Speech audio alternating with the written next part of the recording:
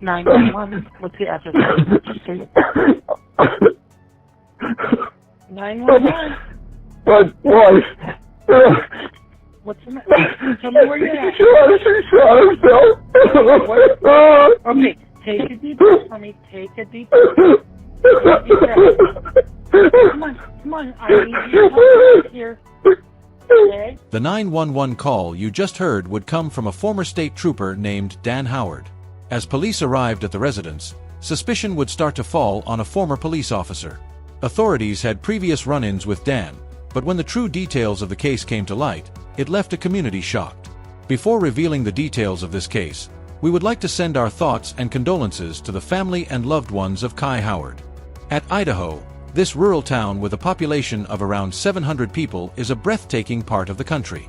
Lush, hilly terrain gives way to pristine lakes, perfect for the outdoors type of person. 48-year-old Kendy Howard was just that type of person. She had lived for most of her life married to her husband, Dan Howard, for 27 years. Kendy was a happy, intelligent, and fun-loving individual, adored by her friends and colleagues alike. Things between the married couple had begun to turn sour, however, and Kendy was looking to end the relationship. While this can often be a difficult time for people, friends of Kendy said it was the happiest they had seen her in a long time. She was looking to regain her life back and start a new chapter. Her husband, Dan Howard, a former Idaho state trooper, did not want to end their marriage and was set on reconciling with Kendy. Kendy and Dan had 2 children, a son they had together, and a daughter Kendy had from a previous relationship.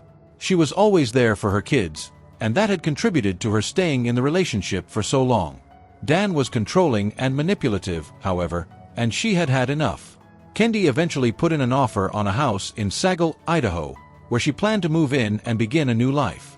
She would also rekindle an old flame, as she met with Daniel Paro, a man she had dated in high school. The two started a relationship and began to plan a future together. The move to Sagal was further set in stone when she handed in her resignation at a job she had been at for over 2 decades. While Kendy was planning the next stages of her life, she was still living with her soon-to-be ex-husband, and things between them were at a breaking point. Kendy called Daniel Paro one morning but said nothing, just leaving the phone active. Screaming and yelling were heard over the phone, accompanied by some thuds. Concerned, Daniel Paro contacted Kendy's parents, who immediately called 911. Central Dispatch, this is... Yes. I had a call from my daughter, Kendy Howard. Okay. She called in a panic, and I know her husband just got home from Alaska, and they're getting a divorce, and it didn't sound very good out there. Tell me exactly what happened. We was in bed, and my wife just got a phone call from a friend, and here, I'll let you tell about.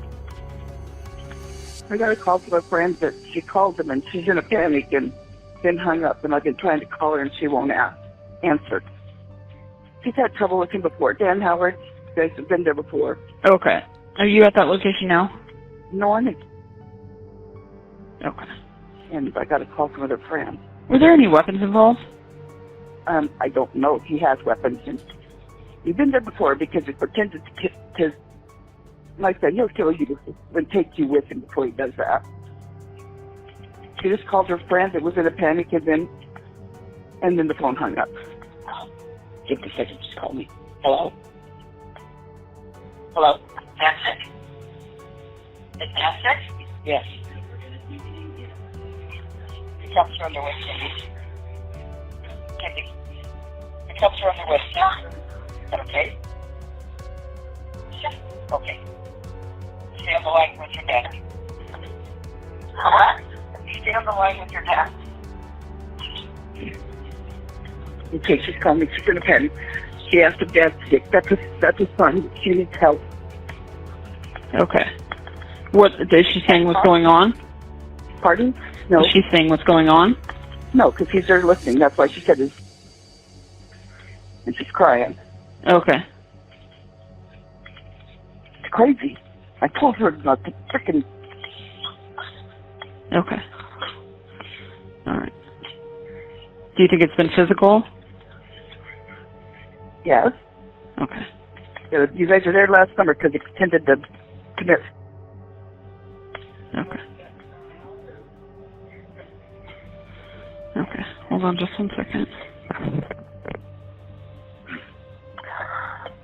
I just said I'm on the phone with the cops, and she said, yeah, Is she saying anything? she's on the phone with her dad right now. Okay. Authorities would be sent to the Howard home, where they would find Kendy visibly distraught but unharmed. She would agree to pack a bag and leave with the police to stay at her parents' house. Once she arrived at her parents' house, she would ring a new boyfriend to tell him what happened. He would recount the story later in court, saying that she woke up that morning, and as she opened her eyes, Dan Howard was standing over her. He was dressed in all black and appeared to be brandishing a gun. At that moment, she believed she was going to die. A day had passed since the incident, and Kendy would tell her parents she was heading back to the house. Her parents and Daniel would beg her not to go, but she insisted that she had to make sure the animals were fed and being looked after. She also had an optometrist appointment. She had to attend later that day. It was then that the phone call would come in from Dan Howard, claiming Kendy had shot herself with a handgun while running a bath.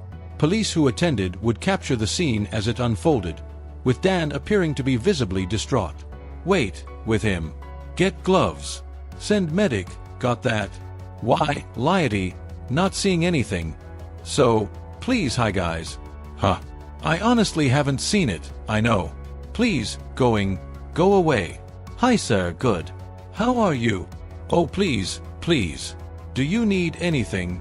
While there were a lot of noises coming from Dan, no tears were ever seen, and his emotion seemed fabricated. For a former state trooper who had seen many crime scenes like this, his behavior seemed odd. The authorities at the residence would simply ignore him while they continued their investigation. When it was determined that Kenny had passed away, officers discussed how to handle giving Dan the terrible news. Yes, do we? Given this is a different case, so given the circumstances of him and emotions and things like that, do we want to tell him? I don't think medical. Did medical tell him that she's dead? I don't think so. Do we want to tell him, or do we want to wait? You better tell him. Okay, I got it. Actually, you know what? You haven't done one, go tell him. Okay, before I take pictures. Yeah. Okay, what's his name? Thank you. Stan. Hey, Dan. Hey, Dan. Dan. Hey, Dan, I'm Deputy Wheeler. I'm sorry to inform you, but your wife has passed, sir. No. God damn it. Music. Hey, Dan, I got it. Hey, Dan, is there anyone that we can call for you? Anyone that can? Good toast. Oh my God. Is there anyone we can call to give you some support or anything like that? Any family that... Dan, I know this is hard, but when? When is the last time that you saw your wife alive? I know this is tough. I don't know. How long? How long ago? Can you recall what time it is? Did you call 911 when you heard the gunshot? No, okay, I didn't. No, well, help us out with the time frame, all right? I didn't think it was a gunshot. I was downstairs, TV going. Sound like something hit the floor or something. I don't know. When was the last time you saw your wife before she went to go take a bath? Hour and a half, or something. I don't know, I really don't know, I'm out of it. It's about 11:15, maybe 9:30 or so, I think.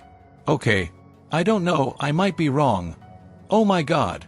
While Dan was playing the part of an upset husband, investigators were beginning to have doubts. This was not the first time they had dealt with Dan Howard, who had an interesting past. Years earlier, Dan Howard had found out that Kendy was having an affair with her neighbor, Matthew Wood. Matthew had come over to the Howard residence for barbecues and some beers and was considered a friend. He would now become the enemy as Dan would exact revenge in a number of ways. In a report filed with the Kootenai Sheriff's Office, it was outlined how Dan had pointed a gun at him and said he would scatter his brains all over the place. Many other instances of revenge acts were also noted in the report. Dan would constantly yell abuse at his neighbor, telling him to sell his house and move out immediately. It didn't end there. Dan would also follow him around in his patrol vehicle and would show up at his work one day to confront him. This altercation would end with Dan smashing Matthew's laptop. Matthew would eventually fear for his life so much that he would move out of Idaho and relocate to Washington State. He would, however, file charges against Dan for the damage and harassment he had received. Dan Howard would be charged with aggravated assault, first-degree stalking, and malicious injury to property. While he wouldn't admit to all of these crimes, he would agree to pay Matthew a sum of money to finalize the case. As part of the case, a search warrant was carried out on Dan's house, where thousands of rounds of ammunition were found to have been stolen from the Idaho State Patrol. A Harley-Davidson motorcycle was also found at the property with a fraudulent title, and he had also shot a white-tailed deer without a license. This, along with a stalking case against him from Matthew Wood, would bring about the downfall of his employment as a state trooper. He would ultimately be sentenced to 120 days in prison and 600 hours of community service for the fraudulent title on the motorcycle and the unlawful killing of the deer. His sentence would be suspended, but he would be given 3 years of probation, and Dan Howard would find himself as a disgraced ex-state trooper. When officers questioned Dan about his wife's death, he would try to paint her as an emotionally unstable person who talked about harming herself many times. Dan worked in Prudhoe Bay in Alaska operating machinery, where he would do 3 weeks on and then 3 weeks off. He attributed this work schedule as the sole reason that their relationship had become strained. While Kendy had put up with a lot from Dan, her mind was made up this time about ending the relationship. Dan said that she had become furious when they were discussing the divorce after he suggested that the Cami house should be included in the assets being split. She was adamant that she had put the offer in on the house alone, so it shouldn't be included. Dan went on to tell investigators that as part of their discussion on the division of assets, she wanted one of the handguns. He claimed that she had asked him to remove it from the safe a few days prior to her death so she could take it. Sources close to Dan indicated that he was not happy with handing over half of their assets to Kendy, worth an estimated $2 million. He had made comments that he didn't want her spending that money and enjoying herself with another man. This would give police a solid motive for the crime. While Dan was talking to investigators, his phone rang. His stepdaughter had called, and the yelling from her was so loud that everyone in the room could hear it. She was claiming that he had killed her mother, and police used this as a chance to confront Dan about it. "You killed your wife." "I have no idea," Dan replied. "I got to tell you, that phone call put chills down my spine. Many people think you did it, didn't you?" "No, I didn't," Dan insisted. "I didn't think so, but now after hearing that, I think you did." How the hell does she know?" "She wasn't here. She knows what she knows. She knows that there's a divorce going on." "What does she know?" "She knows something. She wouldn't have reacted the way she did." "I don't know what it is," Dan stammered. "She obviously had concerns if that was her knee-jerk reaction." "You understand where we're coming from, right?" "Yes, but I had talked to my daughter about that." "You think all you want," the investigator continued. "I think you did." "No, I didn't," Dan insisted. A medical examination of Kendy's body was performed, and it was obvious that she had fought till the very end for her life. Her injuries included a broken jaw, lacerations on her feet, a second-degree burn on her arm, and bruises all over her body. Prosecutors asserted that they believed Dan had put Kendy in a sleeper hold, rendering her unconscious, and continued to hold her until she stopped breathing. He would strip her clothes off, carry her to the bath, and run the water. When the bathtub was nearly full, he placed the gun in her mouth and pulled the trigger. The gun was found at the crime scene in the bathtub with Kendy.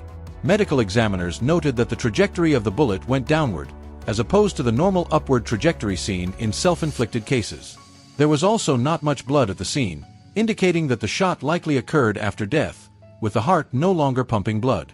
It would take an astonishing 2 years after Kendy's death for investigators to formally charge Dan Howard with her murder. He was released pending his trial and was later arrested at Spokane International Airport, which he was banned from being within 2 miles of as part of his conditional release. In March of 2024, he would be sentenced for the death of Kendy and was found guilty of second-degree murder and domestic battery. "I'm not that monster people portray me to be," Dan protested in court. "Kendy and I had 28 years together, raised a family, had mostly a good marriage and a good life. I worked away from home all the time, and I was gone, and that was probably the biggest part of our problems. But I'm not that monster." The judge, however, didn't buy his story, and Dan received a life sentence without the possibility of parole. He would also receive a further 10-year sentence for the domestic battery. Dan Howard will die in prison after taking the life of his wife for reasons of money, jealousy, and anger. If you've been fascinated by this case, Consider subscribing so you don't miss our next captivating deep dive in true crime. As always, thanks for watching, and we'll see you in the next video.